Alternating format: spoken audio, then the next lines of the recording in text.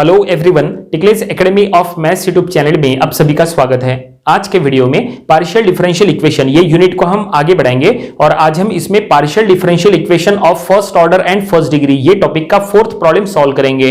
तो देखिए, जो प्रॉब्लम आज हमें सॉल्व करना है वो आपके सामने है। क्वेश्चन में क्या लिखा है हम पढ़ेंगे। क्वेश्चन में लिखा है solve p plus 3q equals to 5z plus 10 bracket में है y माइनस 3x। तो चलो हम ये प्रॉब्लम सॉल्व करेंगे और ये प्रॉब्लम सॉल्व करने के लिए हम वही फार्मूलेस और वही रूल्स का यूज करेंगे जो हमने पार्शियल डिफरेंशियल इक्वेशन के फर्स्ट लेक्चर में बताए थे।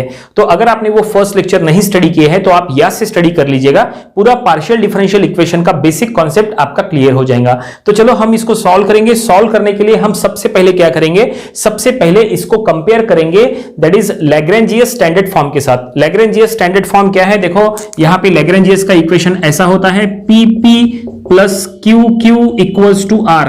ये होता है Lagrange's linear partial differential equation. हमें पर्टिकुलर गिवन डिफरेंशियल इक्वेशन को सबसे पहले इसके साथ कंपेयर करना है और वहां से capital P Q and capital R वो हमें बाहर निकालना है। फिर उसका यूज करके हमें ऑक्सिलरी इक्वेशन तैयार करना है, फिर हमें जनरल सॉल्यूशन निकालना है। तो ऑक्सिलरी इक्वेशन ऐसा होता है that is dx by p equals to dy by q equals to dz by r। ये है that is Lagrange's auxiliary equation. ठीक है, तो यहां पे ये हमें p q एंड r का यूज करके तैयार करना होता है। ठीक है, और ये जो small p and small q आपको दिखाई दे रहा है, स्मॉल p मतलब होता है del z by del x, small q मतलब होता है del z by del y। ठीक है, और हमें जो जनरल सॉल्यूशन निकालना है उसमें दो सॉल्यूशंस होते हैं, एक होता है in the form of u और दूसरा होता है in the form of v। और जनरल सॉल्यूशन का स्टैंडर्ड फॉर्म ऐसा है phi of uv equals to 0। ठीक है, इस तरह से होता है। तो चलो फाइनली अब हम यहां पे इसको सॉल्व करना शुरू करते हैं। तो सबसे पहले जैसा हमने कहा कि इसको लैग्रेंजियस इक्वेशन के स्टैंडर्ड फॉर्म के साथ कंपेयर करो, तो देखो क्या ये दोनों मैच करते हैं। बिल्कुल ये दोनों मैच करते हैं। देखो PP plus QQ equals to R के फॉर्म में है। ठीक है, इट मींस हमें यहां से capital P capital Q and capital R आसानी से मिल जाएगा। तो चलो हम यहां पे सबसे पहले लिखेंगे गिवन इक्वेशन। क्या दिया है given equation, that is P plus 3Q equals to 5Z plus 10 of y minus 3x। ये गिवन इक्वेशन है। तो हम यहां पे लिखेंगे कंपेयर इट विथ किसके साथ कंपेयर करना है, लैग्रेंजियस इक्वेशन के साथ, that is PP plus QQ equals to R के साथ कंपेयर करना है। तो यहां से हमें कैपिटल P मिल जाएगा। कैपिटल P क्या होता है, स्मॉल p का जो कोएफिशिएंट है वो होता है। तो स्मॉल p का कोएफिशिएंट क्या है 1। ठीक है, और कैपिटल Q क्या होता है, तो स्मॉल q का जो कोएफिशिएंट है वो, तो स्मॉल q का कोएफिशिएंट क्या है 3। ठीक है, और इक्वल्स टू के राइट साइड में ये पूरा R होता है। ठीक है, तो ये हम लिखेंगे R क्या है 5Z plus 10 of y minus 3x, इस तरह से। ठीक है, तो फाइनली हमें ये capital P capital Q and capital R मिल गया। तो इसका यूज करके अब हमें ऑक्सिलरी इक्वेशन तैयार करना है और ऑक्सिलरी इक्वेशन का स्टैंडर्ड फॉर्म ये हमने बताए थे। तो चलो हम यहां पे लिखेंगे auxiliary equation. Now auxiliary equation is क्या है, auxiliary equation that is dx by p का वैल्यू क्या है 1। ठीक है, देन dy बाय q का वैल्यू क्या है 3। ओके, और देन dz बाय r जो है ये काफी बड़ा है 5z plus 10 of y minus 3x, इस तरह से। ठीक है, तो फाइनली ये हमने क्या लिख दिया, ये हमने ऑक्सिलरी इक्वेशन लिख दिए। और ये ऑक्सिलरी इक्वेशन में 3 फ्रैक्शन है, एक dx का, एक dy का और एक dz का। और अब हमें इसका यूज करके दो सॉल्यूशंस निकालना है, in the form of u पहला सॉल्यूशन और इन द फॉर्म ऑफ v दूसरा सॉल्यूशन। सॉल्यूशन निकालना है, इट मींस हमें इनडायरेक्टली दो कांस्टेंट का वैल्यू यहां पे फाइंड आउट करना है। ठीक है, तो उसके लिए हमें यहां पे ये तीनों फ्रैक्शंस को लेके सॉल्व करना है। तो या तो आप तीनों फ्रैक्शंस को एक साथ लो या तो कोई भी दो फ्रैक्शन सिलेक्ट करो, ये पूरा चॉइस आपका है कि आपको कैसे सॉल्व करना है। तो चलो हम एक काम करेंगे, हम पहले दो फ्रैक्शन लेंगे और पहले दो फ्रैक्शन का यूज करके पहला कांस्टेंट निकालेंगे। तो ये हम लिखेंगे पहले दो फ्रैक्शन के लिए सिलेक्ट। चलो हम यहां से लिखते हैं। ठीक है, तो ये हम लिखेंगे सिलेक्ट क्या है dx by 1 equals to dy by that is 3। ऐसा ही है, देखो dx बाय 1 dy बाय 3। पहले दो फ्रैक्शन हमने ले लिए, इसमें सीधा सीधा क्रॉस मल्टीप्लिकेशन करो। क्रॉस मल्टीप्लिकेशन करने पर ये हम लिखेंगे that is dy equals to 3dx। ठीक है, तो ये हमने क्रॉस मल्टीप्लिकेशन कर लिए और अब इसको इंटीग्रेट कर लो। तो ये हम लिखेंगे ऑन इंटीग्रेटिंग, ये आसानी से इंटीग्रेट हो जाएगा। तो यहाँ पे dy का इंटीग्रेशन y और 3x ये हो जाएगा, दैट इज 3x, ठीक है। और एक कांस्टेंट हम यहां ले लेंगे, दैट इज प्लस c1, इस तरह से। और यहां पे कांस्टेंट का वैल्यू निकालना है तो ये हो जाएगा y minus 3x equals to c1। तो ये हमें पहला कांस्टेंट मिल गया, इट मींस ये हमने पहला सॉल्यूशन निकाल लिए, ठीक है। और जैसा हमने कहा था पहला solution in the form of u होना है, तो ये हम लिखेंगे therefore u of x y z equals to y minus 3x equals to c1, ठीक है। तो ये हमने पहला कांस्टेंट यहां लिख लिए इन द फॉर्म ऑफ u। और अब हम सेकंड, यहां पे सेकंड कांस्टेंट निकालेंगे, इट मीन सेकंड सॉल्यूशन निकालेंगे। तो सेकंड सॉल्यूशन निकालने के लिए हम क्या करेंगे, यहां पे जो तीन फ्रैक्शंस है, तीन में से पहले दो फ्रैक्शन को सिलेक्ट करके हमने यहां पे पहला सॉल्यूशन निकाले थे। और अब हम सेकंड और थर्ड फ्रैक्शन लेके दूसरा सॉल्यूशन निकाल सकते हैं, लेकिन हम एक काम करेंगे, सेकंड थर्ड फ्रैक्शन के बजाय फर्स्ट और थर्ड फ्रैक्शन लेंगे तो और आसानी से सॉल्व हो जाएगा वो। इसीलिए देखो सेकंड फ्रैक्शन में यहाँ पे डिनोमिनेटर में 3 है, जबकि फर्स्ट फ्रैक्शन में डिनोमिनेटर में 1 है, तो इसका ज्यादा इफेक्ट नहीं पड़ेगा। तो हम फर्स्ट और थर्ड फ्रैक्शन ले लेंगे। तो चलो हम यहाँ पे लिखेंगे select dx by 1 equals to dz by that is 5z plus tan of y minus 3x, ठीक है।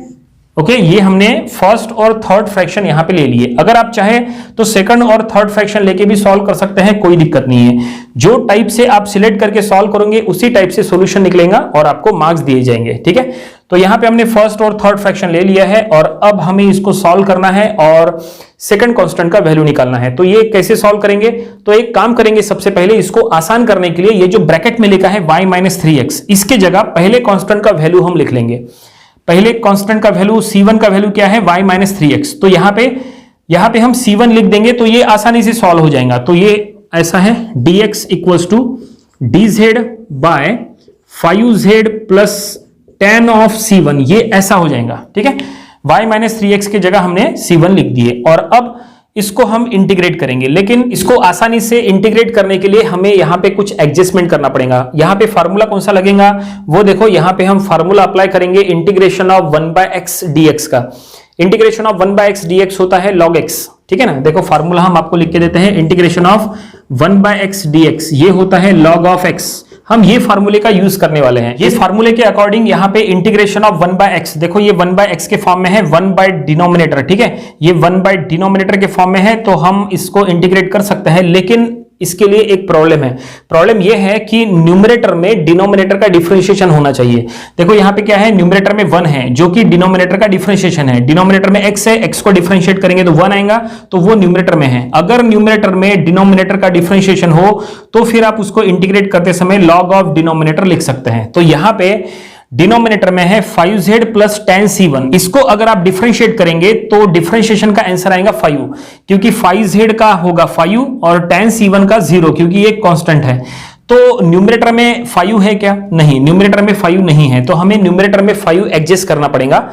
तो चलो हम यहां पे एडजस्ट कर लेते हैं। तो ये कुछ ऐसा हो जाएगा, हम यहां लिखेंगे dx इक्वल्स टू 1/5 बाहर लिखेंगे और ये हम ऐसा लिखेंगे that is 5/5z plus tan of c1 into dz। देखो हमने ये ऐसा लिखे, हमने क्या किए, न्यूमरेटर में 5 एडजस्ट किए। हमने कहा था कि न्यूमरेटर में डिनोमिनेटर का डिफरेंशिएशन होना चाहिए। डिनोमिनेटर का डिफरेंशिएशन होता है 5, न्यूमरेटर में हमें 5 एडजस्ट करना था, तो ये हमने न्यूमरेटर में 5 एडजस्ट कर लिए। उसको कैंसिल करने के लिए यहाँ पे 1/5 से मल्टीप्लाई कर लिए। ये 5 और 5 कैंसिल हो जाएगा तो फिर से यही टर्म बन जाएगा, ठीक है। अब इसको इंटीग्रेट करो, अब ये इंटीग्रेट हो जाएगा। तो अब हम यहां लिखेंगे ऑन इंटीग्रेटिंग। अब इसको इंटीग्रेट हम करेंगे तो लेफ्ट साइड में इंटीग्रेशन dx का इंटीग्रेशन हो जाएगा x और राइट साइड में 1/5 एज इट इज रहेगा और इसका इंटीग्रेशन हो जाएगा that is log of denominator, that is log of 5z plus tan of c1, ठीक है। और फिर plus second constant that is c2, ठीक है। इस तरह से ये हमने लिख दिए। ये काफी इंपॉर्टेंट है, नंबर ऑफ स्टूडेंट्स यहां कंफ्यूज होते हैं, लेकिन कंफ्यूजन नहीं होना चाहिए।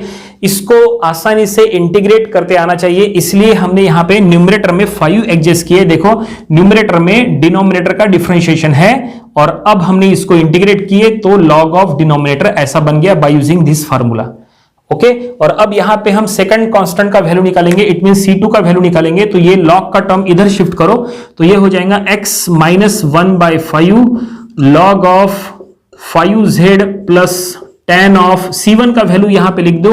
c1 का वैल्यू है y माइनस 3x, ठीक है, और इक्वल्स टू c2। तो ये हमें यहां पे सेकंड कांस्टेंट मिल गया, ठीक है। हमने c1 का जो ओरिजिनल वैल्यू था वो पुट किए। c1 का वैल्यू है y माइनस 3x, वो हमने यहां पे tan के बाद में लिख दिए, और ये हमें सेकंड कांस्टेंट मिला है। और इसको कुछ भी सॉल्व करने की जरूरत नहीं है, फिलहाल ये और सॉल्व नहीं होता, ये हमें इनडायरेक्टली सेकंड सॉल्यूशन मिल गया। लेकिन हमने कहा था second solution in the form of v होना चाहिए, तो ये हम यहां पे लिखेंगे therefore v of x y z equals to that is x minus 1/5, then ये पूरा ब्रैकेट लिखना पड़ेगा, log of that is 5z plus tan of y minus 3x, ठीक है, और इक्वल्स टू c2। तो ये हमने यहां पे सेकंड सॉल्यूशन निकाल लिए। इट मींस ये हमने सेकंड कांस्टेंट का वैल्यू यहां पे फाइंड आउट कर लिए, और ये हमने इन द फॉर्म ऑफ v यहां पे लिख दिए।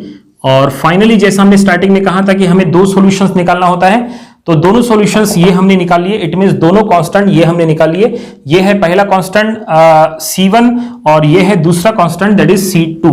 और अब ये दोनों का यूज करके हमें जनरल सॉल्यूशन लिखना है, तो ये हम लिखेंगे जनरल सॉल्यूशन इज, तो जनरल सॉल्यूशन लिखना है, उसका स्टैंडर्ड फॉर्म है phi of uv equals to 0, ठीक है। तो ये हम लिखेंगे, देखो यहां से लिखेंगे काफी बड़ा हो जाएगा, इसलिए phi ऑफ, देखो u क्या है, तो u है that is y minus 3x, it means पहला कांस्टेंट y माइनस 3x, ये है u पहला कांस्टेंट। और अब कॉमा v माने सेकंड कांस्टेंट, तो ये सेकंड कांस्टेंट इतना बड़ा, तो ये हमें लिखना पड़ेगा x minus 1/5, then log of, और ब्रैकेट में है 5z plus tan of y minus 3x, ठीक है। तो ये हमने लिख दिए, और इक्वल्स टू 0 ये भी हमें मेंशन करना है। तो फाइनली हमें जनरल सॉल्यूशन मिल गया और प्रॉब्लम यहीं पे कंप्लीट हो गया। उम्मीद करते हैं कि ये प्रॉब्लम आपको समझ में आया होगा। ये प्रॉब्लम आपको अपनी प्रैक्टिस बुक में जरूर सॉल्व करके देख लेना चाहिए। ये था partial differential equation of first order and first degree, ये टॉपिक का प्रॉब्लम नंबर 4। इसके पहले जो हमने इसके 3 प्रॉब्लम्स लिए थे वो भी आपको स्टडी कर लेना चाहिए, और इसके आने वाली वीडियोज में हम इसके और भी नंबर ऑफ प्रॉब्लम्स कवर करेंगे ताकि इसकी अच्छी खासी प्रैक्टिस हो जाए। तो मिलते हैं नेक्स्ट वीडियो में। Thank you very much.